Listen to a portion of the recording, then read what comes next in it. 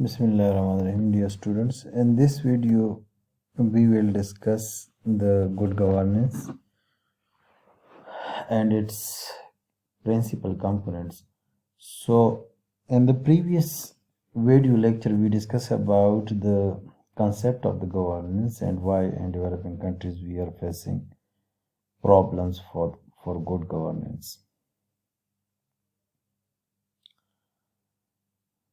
As gradually global recognition of the need for good governance emerged only from the 1990s onwards, although different meaning of good governance exist, the term is generally associated with political, economic, and social goals that are deemed necessary for achieving development. Hence, good governance is the process whereby public institutions conduct public affairs and manage public resources in a manner that promotes the rule of law and the realization of human rights. So,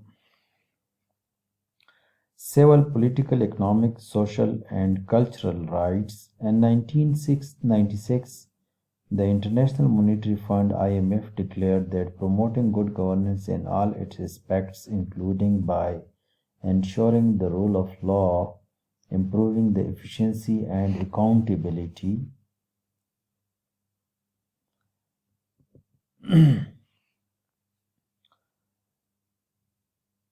of the public sector and tackling corruption, essential element of a framework within which economies can prosper.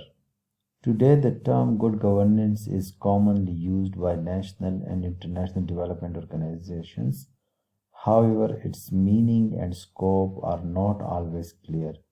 While this flexibility enables a contextual application of the term, the lack of conceptual clarity can be a source of difficulty at the operational level.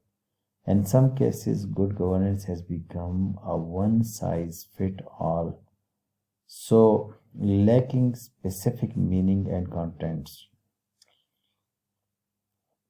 Johnston 2002 defines good governance as a legitimate, accountable, and effective ways of obtaining and using public power and resources in pursuit of widely accepted social goals. This definition links good governance with rule of law, transparency, and accountability, and embodies partnership between state and society and among citizens. Similarly,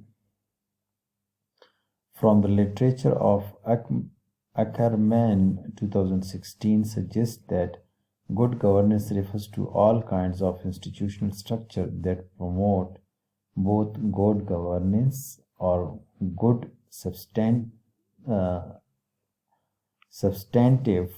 outcomes and public legitimacy. Good governance is also associated with impartiality. So here, according to the United Nations Office of the High Commissioner for Human Rights, in which they also given the key question for assigning good governance is that are the institutions of governance effectively guaranteeing the right to health, adequate housing, sufficient food, quality education, justice, and personal security. Core elements of good governance include transparency, integrity, lawfulness, sound policy, participation, accountability, responsiveness, and the absence of corruption and wrongdoing. For a discussion on the relationship between integrity and lawfulness and a further discussion on integrity in the public sector, we will be able to understand that the World Bank defines good governance in terms of the traditions and institutions by which authority in a country is exercised This includes the process by which government are selected, monitored, and replaced. The capacity of government to effectively formulate and implement sound policies, the aspects of citizens and the state for institutions that govern economic and social interaction among them. So, here the concise and universally accepted definition of the poverty as mentioned in this slide. Concept of poverty and poverty alleviation multi-dimensional and nature. Different criteria used to conceptualize poverty.